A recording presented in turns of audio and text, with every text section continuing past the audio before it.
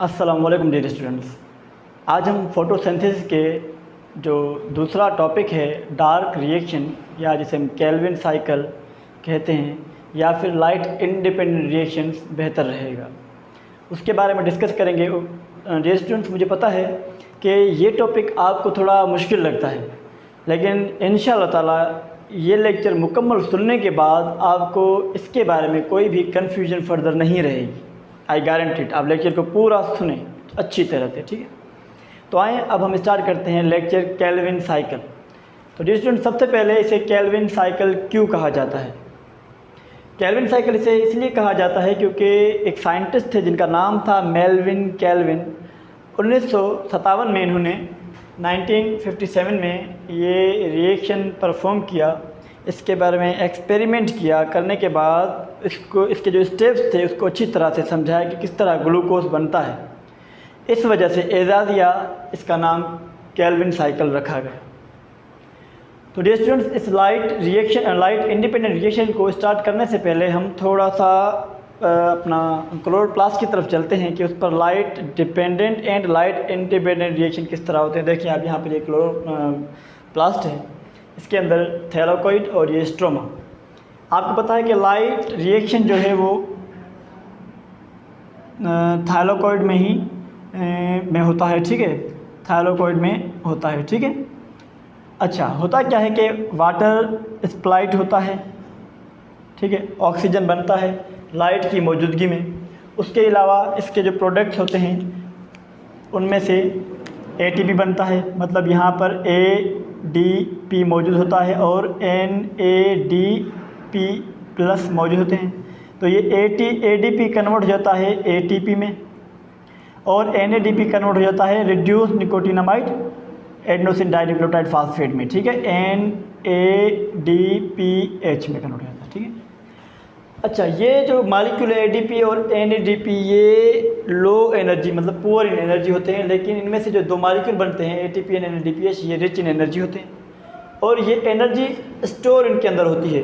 तो light reaction में इनके अंदर एनर्जी स्टोर होती है और वही एनर्जी इस्तेमाल होती है डार्क रिएक्शन या केल्विन साइकिल में स्ट्रोमा के अंदर।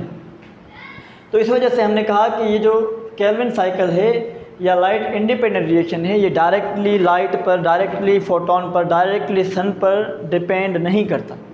लेकिन डियर स्टूडेंट, याद रखने की एक बात ये भी है कि ये रिएक्शन दिन के टाइम भी होता है, रात के टाइम भी होता है, साइमल्टेनियसली होता है, लाइट हो या ना हो।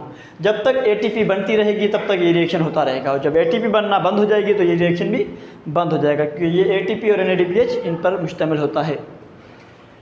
तो आए अब हम स्टार्ट करते हैं केल्विन साइकिल के बारे में। डियर स्टूडेंट्स, केल्विन साइकिल को आसानी से समझने के लिए बायोलॉजिस्ट ने इस केल्विन साइकिल को 3 स्टेप्स में डिवाइड किया है। पहला स्टेप है कार्बोजाइलेशन या कार्बन फिक्सेशन, इसे हम कार्बन फिक्सेशन भी कहते हैं, कार्बन फिक्सेशन, क्योंकि इसके अंदर एक मॉलिक्यूल होता है RUBP। इसकी जो फुल फॉर्म है वो है राइब्यूलोज 1,5-बिसफॉस्फेट। अच्छा, ठीक है जैसे अब देखें इससे राइब्यूलोज 1,5-बिसफॉस्फेट क्यों कहते हैं। अब इसकी स्ट्रक्चर को आप थोड़ा समझ लें। ये एक राइब्यूलोज एक शुगर है, पेंटोज 5 कार्बन पर मुश्तमिल होता है। ये एक कार्बन, ये मतलब 3 कार्बन, ठीक है, हो गए 4 और ये 5 कार्बन हो गए।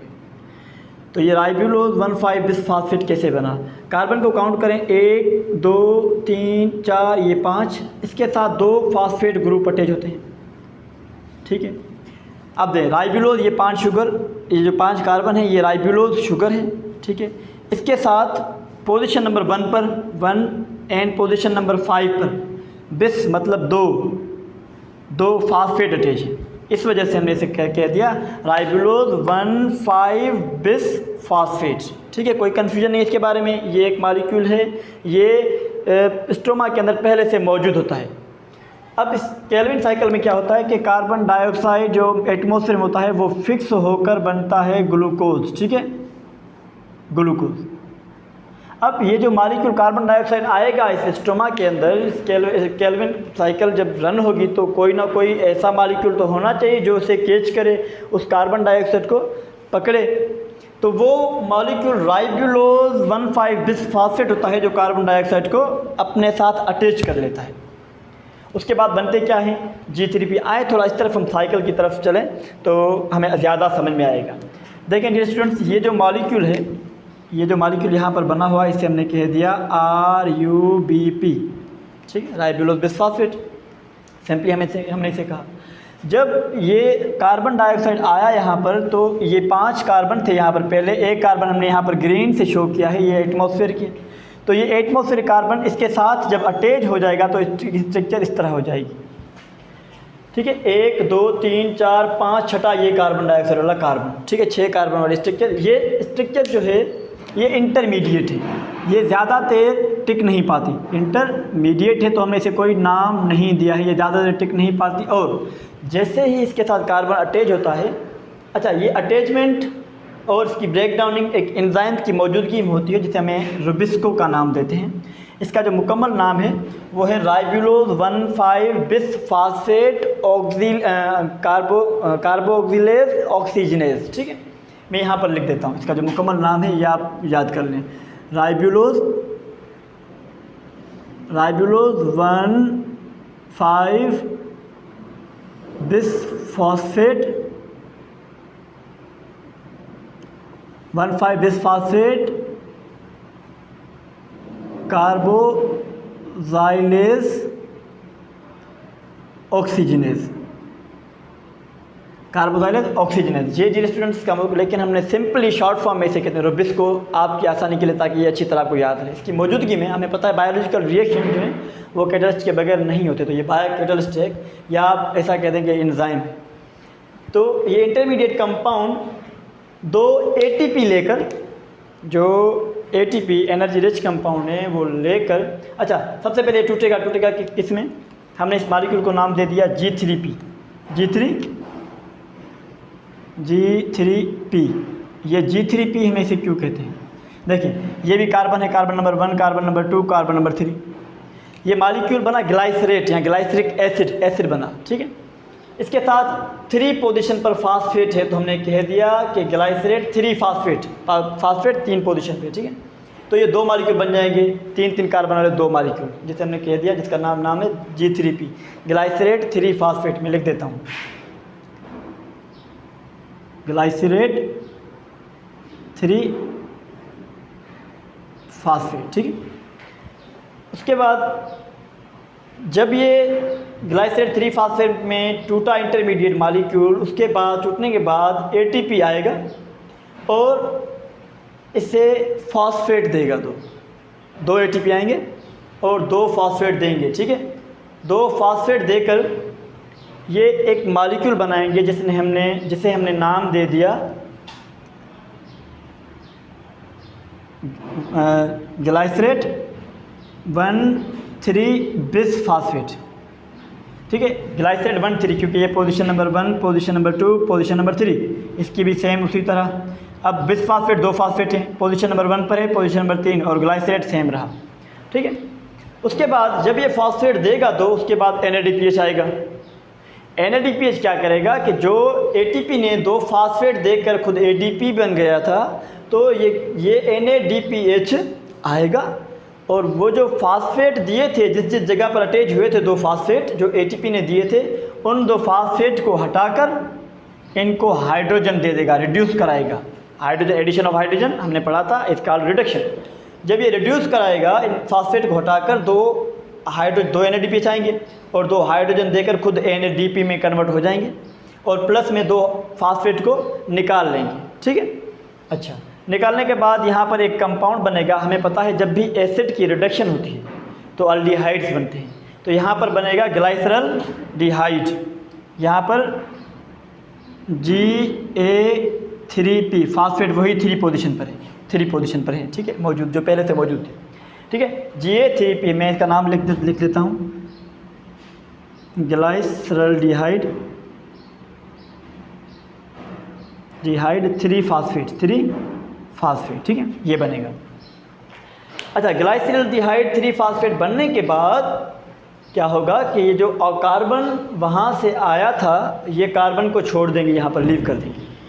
कार्बन को लीव कर देंगे। अच्छा, यहाँ पर एक कार्बन आया, ग्लूकोज के लिए 6 कार्बन की ज़रूरत होती है। एक कार्बन को लीव करके खुद जो ये जो मालिक्यूल बनेंगे, ग्लाइसरल्डिहाइड के मालिक्यूल बनेंगे, दोबारा एक और एटीपी खर्च होगी, एक और एटीपी खर्च होगी, और ये एक फास्फेट, मैं लिखता हूँ यहाँ पर, जाहिर करता हूँ, ये एक फास्फेट यहाँ पर अटैच हो जाएगा।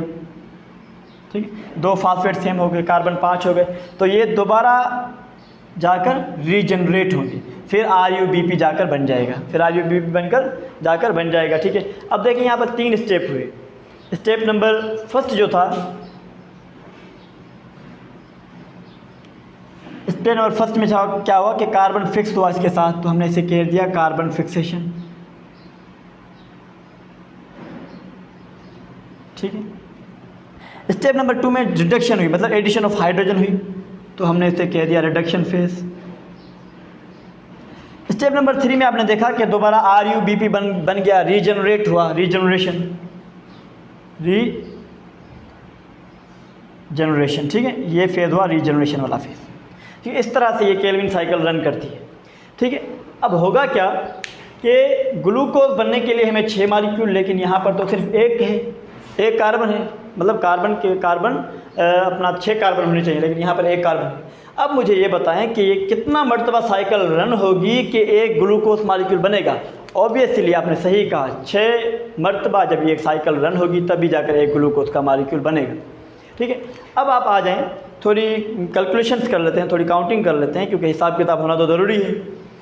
मुझे बताएं कि एक साइकिल रन होने में ATP कितने खर्च हुए। एक साइकिल रन होने में 2 ATP यहाँ पर खर्च हुए और 1 ATP यहाँ पर खर्च हुआ। ठीक है, एक साइकिल रन करने के लिए 3 ATP खर्च हुए, यहाँ पर लिख देते हैं, एक साइकिल रन करने के लिए 3 ATP खर्च हुए। अब बताएं कि ये साइकिल तो 6 मरतबा रन होनी है, क्योंकि ग्लूकोज एक मालिक्यूल बनाने के लिए 6 मरतबा रन होना ज़रूरी है। जब ये साइकिल 6 मरतबा रन होगी तो एक ग्लूकोज बनेगा। अब मुझे बताएं टोटल ATP खर्च कितने होंगे एक ग्लूकोज का मालिक्यूल बनने में। 3 6 18 ATP खर्च होंगे। ये बात याद रहनी, ये बात याद करने की, एग्जाम्स में ये क्वेश्चन आएगा कि बताएं एक ग्लूकोज मालिक्यूल बनने में कितने ATP खर्च आते हैं केल्विन साइकिल में। तो आप बिल्कुल आपने सही कहा, 18 खर्च आते हैं। अब आ जाएं कि NADPH कितने खर्च होते हैं। हाँ पता, यहाँ पर सिर्फ और सिर्फ 2 NADPH आए थे। एक साइकिल में 2 NADPH, एक साइकिल में 2 NADPH आए, तो बताएं कि 6 साइकिल में कितने होंगे, multiply by 6 is equal to, सही कहा आपने, 12 NADPH खर्च होंगे। ठीक है, आए डियर स्टूडेंट्स, थोड़ा हम यहाँ पर कैलकुलेशंस कर लेते हैं। देखें यहाँ पर कितने अपना रिडक्शन फेज़ में, दोबारा रिडक्शन फेज़ में ATP खर्च हो रहे हैं, 6 ATP खर्च हुए। ठीक है, 6 NADPH खर्च हुए और 6 अपना जो है वो ग्लाइसरल्डिहाइड थे, अपना ग्लाइसरेट 3 फास्फेट मालिक्यूल है। ठीक है, ADP बनेंगे, NADPH बनेंगे और वही इनऑर्गेनिक फास्फेट और 6। ठीक है, ये बात यहाँ पर समझिए। अब देखिए 3 ATP यहाँ पर खर्च हो रहे हैं। ठीक है, 3 और 6। ठीक है, अच्छा ये जो यहाँ पर साइकिल बनी हुई है, ये 3 मरतबा साइकिल हुई है, 3 मरतबा रन हुई है, साइकिल 3 मरतबा रन हुई है। ठीक है, लेकिन जब ये साइकिल 6 मरतबा रन होगी तो टोटल ATP बनेंगे 80। ये स्टूडेंट्स, उम्मीद है ये लेक्चर आपको अच्छी तरह समझ में आया होगा। इंशाल्लाह मिलते हैं अगले लेक्चर के साथ। अपना ढेर सारा ख्याल रखिएगा। जाते जाते आपसे यही रिक्वेस्ट है कि चैनल को सब्सक्राइब करें और बेल आइकन को प्रेस करें, ताकि आने वाला हर लेक्चर आप तक बात आसानी पहुँच सके। अपना ढेर सारा ख्याल रखिएगा। अल्लाह हाफ़िज़।